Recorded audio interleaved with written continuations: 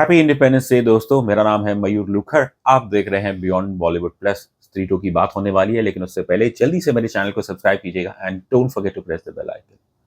2018 में writer and director duo of Raj and DK उन्होंने एक इंटरेस्टिंग फेमिनिस्ट हॉरर कॉमेडी का कॉन्सेप्ट लेके आए थे। They had written this screenplay, लेकिन उसे डायरेक्ट किया था first time film maker Amar Kaushik ने। डायलॉग्स लिखे थे सुमित अरोड़ा ने। ये फिल्म को प्रोड्यूस किया था मैडक ने। It was a very successful horror comedy and वो फिल्म थी स्त्री, जिसे लोगों ने पसंद किया था फॉर इट्स हॉरर कॉमेडी और उसके अंदर जो एक फेमिनिज्म का मैसेज था, that really appealed to the audience. अब ये पहली बार नहीं है कि किसी हॉरर फिल्म में आपको एक फेमिनिज्म का एंगल जोड़ दिया गया हो। In fact if you look carefully, ये जो जॉनर रहा है हॉरर हो इन द लास्ट 10-12 ईयर्स, आप देखेंगे there is a certain empathising towards the entity which is haunting you in the first place. Stree की खास बात यही थी कि उसका जो it was the way it was packaged, कि the right dose of horror, जहाँ हॉरर सीन थे वहाँ पे आप जबरदस्ती की कॉमेडी नहीं डाली गई थी, और जहाँ पे ह्यूमर था उसमें आपको स्ट्रिक्टली ह्यूमर ही देखने को मिला था। 6 साल के बाद इसका सीक्वल आया है, स्त्री टू सरकटे का आतंक। और कुछ बदलाव हुए। पहले तो राजन डी के इस फिल्म के साथ जुड़े नहीं है एंड सुमित अरोड़ा भी नहीं है। एंड सीथ्रू की story, screen play and dialogues लिखा है नीरेन भट्ट, जो पिछले कुछ समय से मैडॉक फिल्म्स के साथ जुड़े हुए हैं। And Amar Kaushik returns as the director. सी टू सरकटे का आतंक, इसके टाइटल में ही इसकी कहानी बयां हो गई थी, और फिर ट्रेलर ने तो सीधी कर दिया था कि भाई क्या कहानी है, तो उस पर तो मैं ज़्यादा कुछ कहूँगा नहीं। बस इतना कहूँगा कि अगर आप पहली फिल्म और दूसरी फिल्म को देखें तो इन टर्म्स ऑफ स्टोरी बस एक जेंडर रिवर्सल सा हुआ है। जहाँ पे पहली फिल्म में चंदेरी के सभी मर्द डर रहे थे कि स्त्री आएगी, उन्हें अगवा कर लेगी, उनके कपड़े निकाल देगी। और स्त्री टू में बस उल्टा है कि यहाँ पे जो अब मेन हॉन्टिंग फिगर है वो ये सरकटा कैरेक्टर है, और वो पूरी गांव की चंदेरी की जो भी महिलाएं हैं, और खासकर वो महिला जो प्रोग्रेसिव सोच की है, वो उन्हें टारगेट करता है, उन्हें अगवा कर लेता है। अब कहना पड़ेगा कि अमर कौशिक की स्त्री फ्रेंचाइज में जेंडर बैलेंसिंग बिल्कुल है, एंड ऐसा नहीं है कि सिर्फ एक वर्ग को टारगेट किया जाएगा।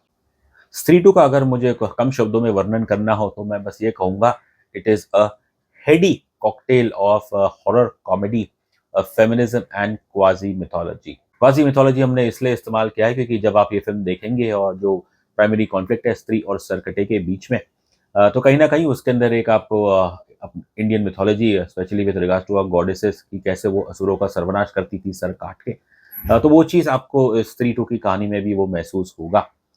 लेकिन अगर आप स्क्रीन प्ले के हिसाब से देखें तो स्त्री टू मेरे ख्याल से इतनी दमदार फिल्म नहीं है। टू बी ऑनेस्ट, पहला हाफ हमें काफ़ी इतना कुछ बांध के नहीं रखा। करीब आई थिंक ये भी 150 मिनट के ऊपर की ये फिल्म है, और जब तक इंटरवल नहीं होता, सच बताऊँ तो मुझे इतनी स्त्री टू में मज़ा नहीं आ रहा था। हाँ, देयर वाज कुछ जगह पे जेन्युइनली फनी जोक्स थे, लेकिन हम स्क्रीन प्ले ढूंढ रहे थे कि यहाँ पे मजबूत स्क्रीन प्ले किधर है।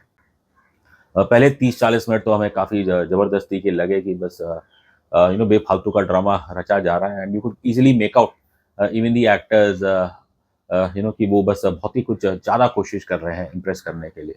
फॉर्चुनेटली फॉर स्त्री टू, इंटरवल के बाद इसकी स्क्रीन प्ले की क्वालिटी इम्प्रूव होती है, एंड ओवरऑल जो स्टोरी टेलिंग है वो सेकेंड हाफ में मेरे ख्याल से काफ़ी बेहतर। और फिर जो इसका सबसे मजबूत हिस्सा है वो है इसका क्लाइमैक्स, जो कुछ मेरे ख्याल से ऑलमोस्ट हाफ एन आवर का आप समझ लिए है, और उसके अंदर बिल्कुल ये दर्शकों को पूरी तरह से बांध के रखता है।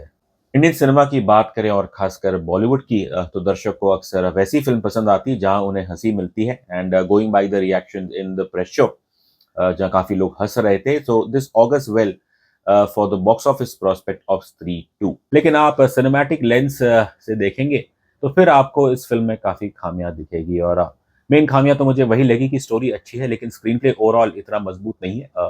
फर्स्ट हाफ काफ़ी मुझे लूज लगा है, एंड सेकेंड हाफ इम्प्रूवमेंट हुई है, लेकिन but it's not enough to really एक होलसम एंटरटेनमेंट एक्सपीरियंस देने का।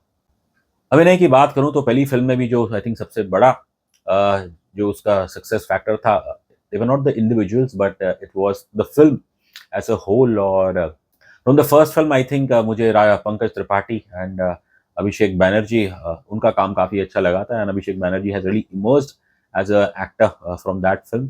स्त्री टू में आप देखें तो मोर और लेस जस्ट अ कंटिन्यूएशन जैसे वो किरदार पहले 6 साल पहले थे, आज भी वो जाहिर है वो वैसे ही रहेंगे।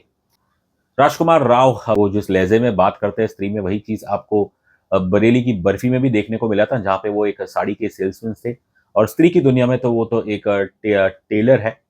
एंड तो वही टोन है। एंड शुरू में काफ़ी इरिटेटिंग लग रहा था हमें राजकुमार राव को देख के, लेकिन क्लाइमैक्स में जो ये है कि वहाँ पे उनकी परफॉर्मेंस है, उन्होंने अपना टोन नहीं छोड़ा है। लेकिन you start to respect Amar Kaushik and overall this three franchise की कैसे इसने एक जो सदियों से जो प्रथा चली आ रही है कि आपका जो हीरो, और खासकर हॉरर फिल्म में, ये एक बहुत ही तगड़ा निडर वैसा होना चाहिए। राजकुमार राव का ये जो कैरेक्टर है विकी का, जो कि उनकी जुबान में वो विकी बोलते हैं, और उसके अंदर जो मैं कहूँगा एक सर्टेन फेमिनिज्म है। उसके अंदर कोई ऐसी मैचोइज्म नहीं है। बस जो उसकी सबसे बड़ी स्ट्रेंथ है तो वो है उसका साफ दिल। और ये चीज़ इसलिए आप इसके क्लाइमैक्स में आप देखेंगे कि कैसे राजकुमार अपनी टोन, अपना जो लहजा, अपनी जो बॉडी लैंग्वेज है, और एक जो एक फियर फैक्टर है वो शुरू से अंत तक उनके इस विकी कैरेक्टर में रहता है। एक चीज़ जो हमेशा उन्हें किसी भी स्थिति में झुकने नहीं देती है, और वो है उनका pure heart. And I have to say that Vicky has a heart of gold. अब राजकुमार के जैसा वो कैरेक्टर है, आई थिंक राजकुमार उस हिसाब से तो अच्छा ही प्ले करते हैं। श्रद्धा कपूर, उनका रिकॉर्ड इतना कंसिस्टेंट नहीं है, लेकिन स्त्री एंड नाउ इन स्त्री टू, यहाँ पे मुझे उनकी परफॉर्मेंस अच्छी लगी है। सेकंड पार्ट में भी उनके the way the character is written और उनकी जो अपीयरेंस है वो इतनी नहीं है, लेकिन क्लाइमैक्स में obviously she has a major major role to play. और उनके कैरेक्टर को लेके जो आशंकाएं मुझे पहली फिल्म से थी, वो चीज़ यहाँ पे सेकंड फिल्म में वो बिल्कुल सच साबित होती है। Obviously I will not tell you that, but Shraddha Kapoor, this is one of a better efforts. Abhishek Banerjee वाकई ही कास्टिंग डायरेक्टर, लेकिन जब से वो एक्टिंग करने लगे, कहना पड़ेगा he is one of the most gifted, one of the most talented, most intense actors. अब एक दिन जहां उनकी दो फिल्में रिलीज होती है, एक तरफ है वेदा, दूसरी तरफ स्त्री टू, बिल्कुल पोल्स अपार्ट कैरेक्टर। अब व्यक्ति तो वही है, लेकिन just the character look, the tone, और एक जो रूह है इन दो कैरेक्टर्स की, जहाँ पे वेदा में वो विलन प्ले कर रहे हैं जितेंद्र प्रताप सिंह, और स्त्री स्त्री के फ्रेंचाइज में वो तो ये गांव का एक भोला भाला बंदा जना, जो दिमाग से शायद थोड़ा इतना गिफ्टेड नहीं है, एंड एक बहुत ही मासूम कैरेक्टर है।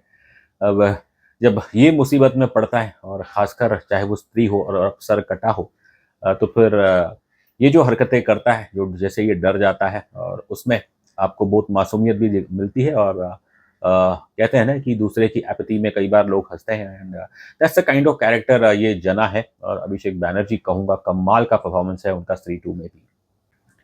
अगर थोड़ी निराशा मुझे हुई है तो वो आई थिंक अपार शक्ति खुराना एंड पंकज त्रिपाठी।